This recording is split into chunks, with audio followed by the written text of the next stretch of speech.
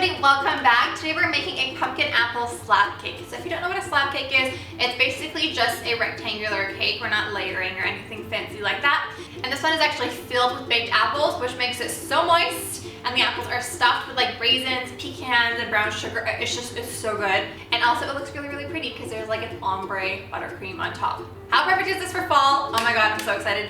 Let's get started. So first, to bake the cake, you want to combine some eggs, sugar, pure pumpkin puree, and butter in a large bowl.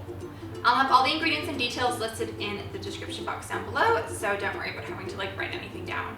Then in a separate bowl, combine some flour, baking soda, salt, cinnamon, ginger, nutmeg, allspice, and cloves. Add this to the pumpkin mixture and mix well. Then you want to peel and core 6 apples. So I am using honeycrisp because that's just what I like, but I think you can use anything that you like. Then you want to grease and flour a 9 by 13 inch cake pan and place the apples into the pan in 2 rows.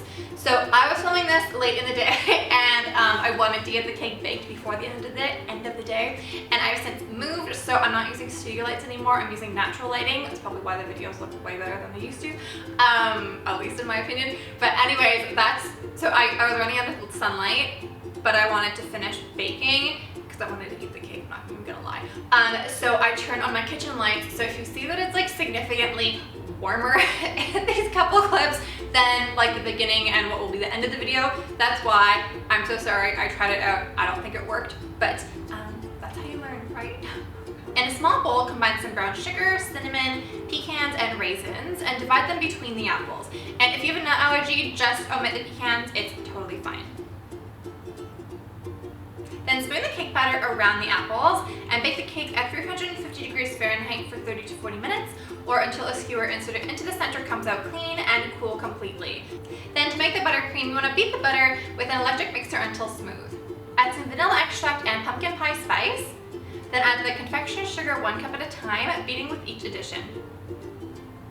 Then divide the buttercream into bowls to dye all the colors. So first you want to place a half a cup of buttercream into a bowl and dye it a mossy green color using green food coloring and a few drops of yellow and brown food coloring.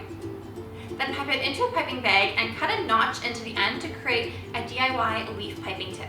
Then you want to divide the remaining buttercream evenly into 6 bowls and dye them the following. So one bowl you leave it as is because the spices in the buttercream make it like the most gorgeous kind of warm creamy color, and that will be like our white buttercream. It tastes so good, this buttercream, oh my goodness. Then for the yellow, you want to use 3 drops red food coloring and 1 drop orange food coloring, which will make it like a warm yellow tone. Then for the orange, use 2 drops of orange food coloring and 2 to 3 drops of yellow food coloring. For the red, use 3 drops of crimson food coloring and 1 drop yellow food coloring. And crimson seems like a weird word to use instead of red, but I will link the food coloring kit I use down below. It's from Milton, I love it so much. And they have 2 different tones of red. One is called red and one is called crimson. Crimson is much deeper and red is like a very light, almost pinky red. So in this recipe, because it's very warm and fall and everything like that, I wanted to use the crimson color. And also for Halloween, if you want a good red food coloring, use the crimson one because that looks like blood. For the purple, use 1 drop of blue food coloring, 1 drop of pink food coloring, and 3 drops of the crimson food coloring. For brown, use 3 drops of brown food coloring, 1 drop crimson food coloring, and 1 drop orange food coloring. And the addition of the crimson and the orange in this case is going to make the brown a little bit warmer and give it a bit more depth, because that's what we like in fall. Everything is super warm and cozy, and our cakes will be too.